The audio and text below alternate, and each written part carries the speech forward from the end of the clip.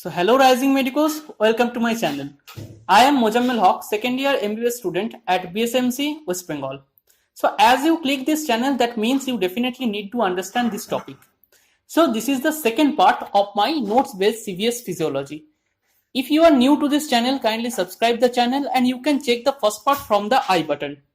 So today we are going to talk about the cardiac cycle. So let's start making the chart.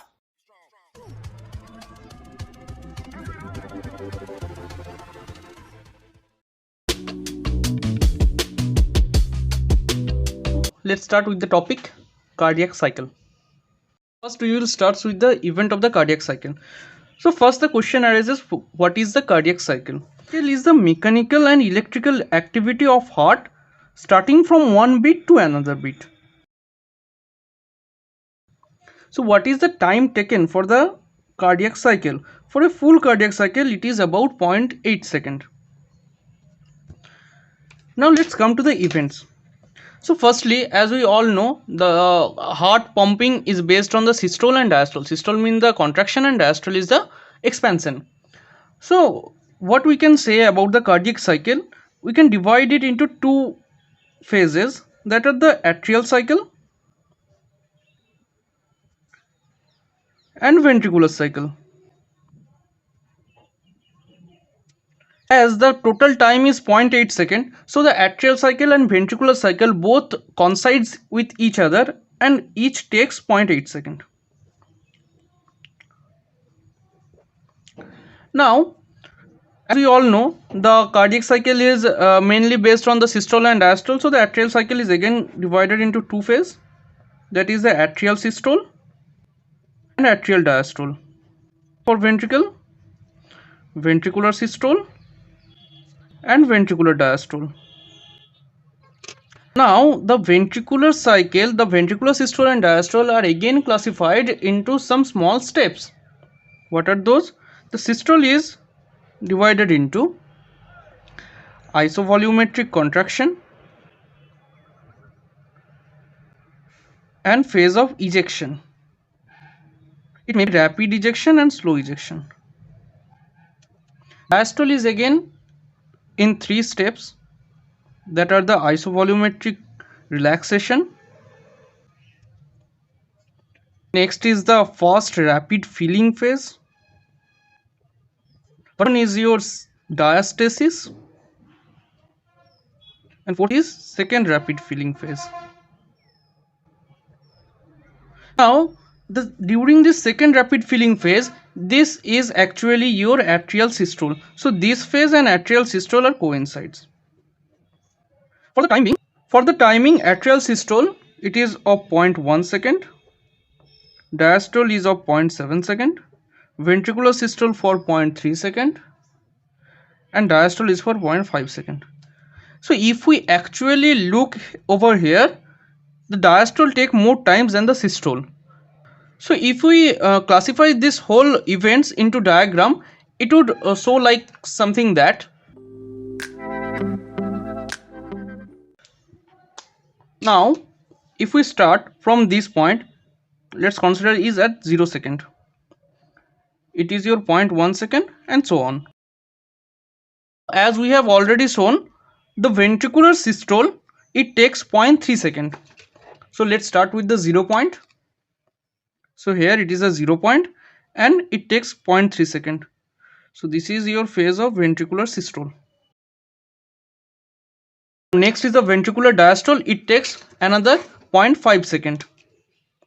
So from here, so this is our ventricular diastole phase. Now consider the atrial cycle.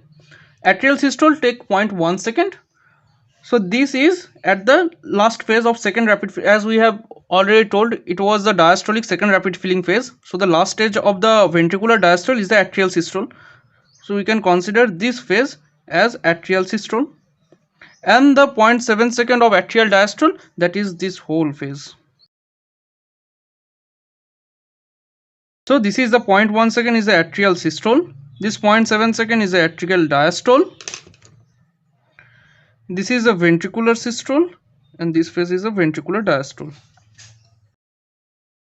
Here it is clear that the ventricular systole and the diastole is coincides with the atrial systole and diastole. Now let's jump to the Wiggers diagram. This will provide us the information about all the events that occurs during the whole cardiac cycle. First, let's start with the heart sound. So we know there are four heart sound, that is the S1, S2, S3 and S4. So when does the S1 occurs? It is due to the closure of the AV valve. So the atrioventricular valve, like these valves, get closed, and this causes first heart sound. So what does this mean? That means this valve will close when this ventricle will get filled. This ventricle will be filled with blood, and at the time the AV valve will be closed. So it is just at the onset of the ventricular systole. So the first heart sound we get during the ventricular contraction, and the first phase of ventricular contraction is isovolumetric contraction. So let's start. Okay, first let's make the events as per the Wiggers diagram. So here it is the first step of isovolumetric contraction. Next is the ejection. Third one is the isovolumetric relaxation. Fourth one is the first rapid filling. Next is the diastasis. And last is the second rapid filling. The AV valve closure, that is the generation of first heart sound, occurs when the isovolumetric contraction starts. So here it is your S1. Now S2 is due to the closure of the semilunar valve. So when this semilunar valve get closed, just after the ejection of the blood. So the blood is ejected and this valve is closed. So it will occur at the end of the ventricular systole. And isovolumetric relaxation will start over that phase. So it is your S2. Now S3 and S4. S3 occurs during the first rapid filling phase. So here is your S3. And S4 is during the second rapid filling phase. Though the S3 and S4 is not clearly audible, the main heart sound is your S1 and S2. So here we have your S1, here is S2, here is S3 and here is S4. Let's go to the ECG curve. Now we know the P wave is for the atrial depolarization. So here always we would keep it in mind that the electrical actions are always followed by the mechanical action. What does this mean? That means this P wave will be followed by atrial mechanical event, that is the atrial systole. As this is your atrial depolarization, so it will be followed by atrial systole, and we all know atrial systole is the second rapid filling phase. So the P wave will appear just before the second rapid filling phase. Here is your P wave. Now the QRS complex. QRS complex is for the ventricular depolarization. So again, as per the following rule of mechanical event and electrical event, the electrical event will be followed by the mechanical event. So QRS complex will be followed by ventricular systole. So it would look like that. It is your P, here is your Q, R, and the S will go like that way in this side. The T wave. T wave is for ventricular depolarization. So the ventricular depolarization, it will precede the ventricular diastole. So T wave will appear at the late phase of ejection. So here. So this is your ECG curve. Now the next concept is over aortic pressure. So if we consider this is the left side of the heart, it is the left atrium, and this is the left ventricle with this is the aorta. Now during the aortic pressure, when the left ventricle starts isovolumetric contraction, there will be constant aortic pressure as this valve is closed during that time and no blood will go to aorta. But gradually when the blood starts flowing to aorta due to the contraction of ventricle and ejection of blood to the aorta, the aortic pressure will start rising, and then due to the aortic elastic recoil, the blood will go further forwards, and this will causes decrease of the aortic pressure. So what happens during the isovolumetric contraction of the ventricle? The aortic pressure remains almost constant without any increase, but when the ejection phase starts, it will rises, and when due to the elastic recoil the blood passes from aorta, it will again starts falling. Now during this fall, what happened? The left ventricular pressure will get decreased. It is due to the void created for the ejection of the blood. So that what happened, due to the fall of pressure of left ventricle, the aortic blood will press downwards, so that there will be again an increase of pressure. This increase results in notch, which is known as a dicrotic notch. This dicrotic notch occurs just before the isovolumetric relaxation. So again the pressure will starts falling as the blood passes forward, and this fall continues up to the filling of left ventricle and again starting of the contraction. So it is your aortic pressure. Now next move on to ventricular volume. So here the blood is filled with closure of both the valves during the isovolumetric contraction. So during this isovolumetric contraction there will be no change of ventricular volume. So it is a isovolumetric phase as stated. The volume will be constant. Now further, when the blood passes to the aorta, the pressure will start falling. So the pressure starts falling during the ejection phase, and it get constant up to a level of falling. And then what happened? The blood from the left atria again starts to filling this left ventricle, And the volume gradually starts arising. if we consider the values, when the left ventricle is filled totally, it is the volume of 120 ml. So this is your end diastolic volume, as this much volume remains after the diastole, at that is the beginning of the isovolumetric contraction. Next the volume falls up to 50 ml, and again it rises to reach to 120 ml. So this is your end diastolic volume. We have missed another value of aortic pressures. So during the aortic pressure, it is your diastolic blood pressure. During the diastole, the pressure remains in the aorta, so its value will be 80 millimeter mercury, and it arises up to the systolic blood pressure, which is 120 millimeter of mercury. The dicrotic notch is about at the level of 90 to 100. Now let's move on to the next section, that is about the left ventricular pressure. When all the valves are closed during the isovolumetric contraction, the ventricular pressure will start rising, and further contraction results in picking up of the pressure. So it looks like that up to a phase of ejection. But when the ejection will starts, the blood will go through the aorta and pressure starts falling. And again with the entry of blood, the pressure starts rising. So if we consider the values, it starts with the 5 millimeter of mercury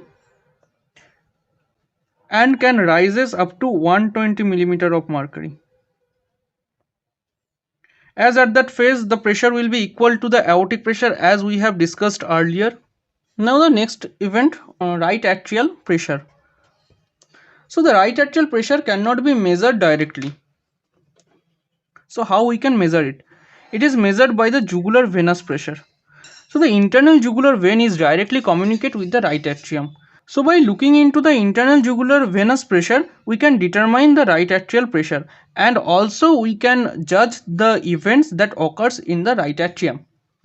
So what happens if we consider the atrial functioning during the isovolumetric contraction? Just imagine, during the isovolumetric contraction there will be a pressure produced to the right atrium during this isovolumetric contraction. So there will be a peak in the curve of jugular venous pressure.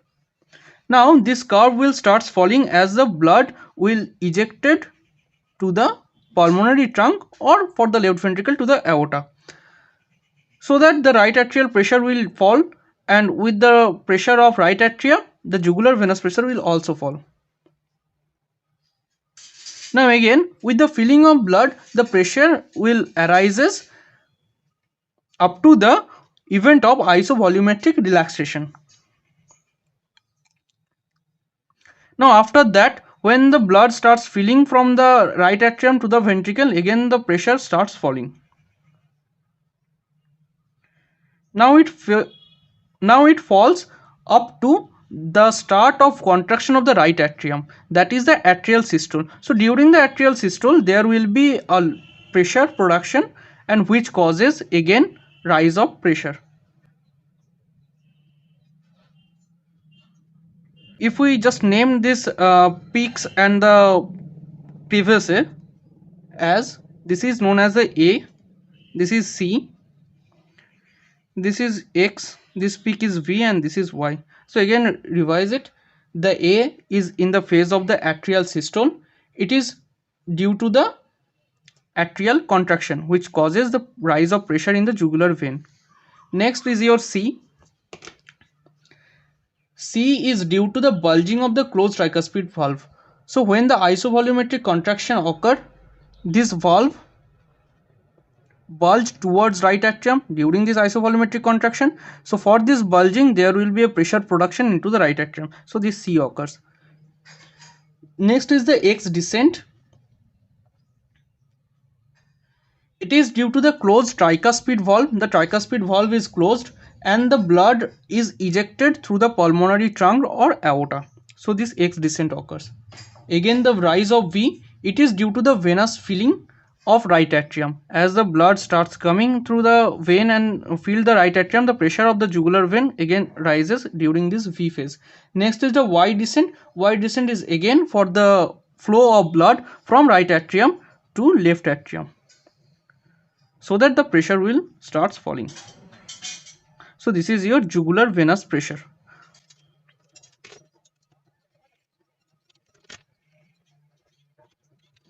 So this is all about the Wigler's diagram, which depicts the whole concept of cardiac cycle and all the events of the cardiac cycle.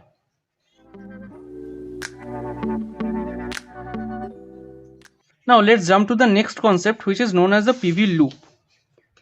So it is the events of the cardiac cycle which is depicted through one curve regarding the volume and pressure relation only of the left ventricle. So if we consider, this is the left ventricular volume and this is the left ventricular pressure. So let's start with the isovolumetric contraction phase. So during the isovolumetric contraction, the pressure of left ventricle is almost about 5 mm of mercury, but it starts rising from that level up to 120 mm of mercury. So we will start like that, from a level of 5 mm of mercury, it starts up to 120 mm of mercury, and the volume throughout this whole isovolumetric contraction will remain constant. So it is your phase of isovolumetric contraction. Now from this isovolumetric contraction, the pressure again rises during the ejection phase and then it falls.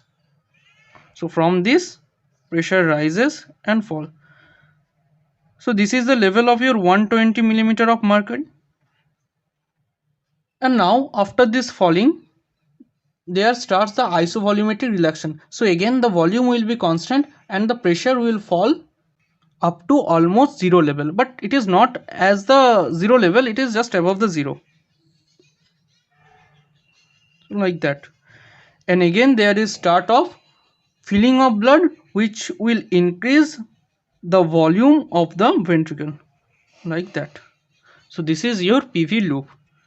This point is known as A, and the naming of these points are constant and universally accepted.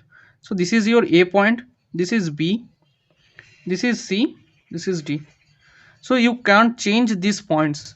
Now at this point of A, if we discuss further, at this point of A, what happened? The mitral valve is closed and the isovolumetric contraction started. Next, during this phase of B, here the aortic valve opens. So from B to C, this is the ejection phase.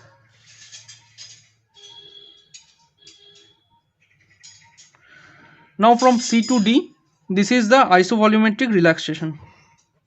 And from D to A, again this is the phase of filling. Now for the events, during this C, the aortic valve close, and during this D, the mitral valve opens. So this is all about your cardiac cycle and all the events of the cardiac cycle, which is needed for the exam purpose and everything. If you want to take the snapshot, you can take it. If you find this kind of session to be helpful, kindly hit the like button. Hope this was not so boring. Thanks for watching.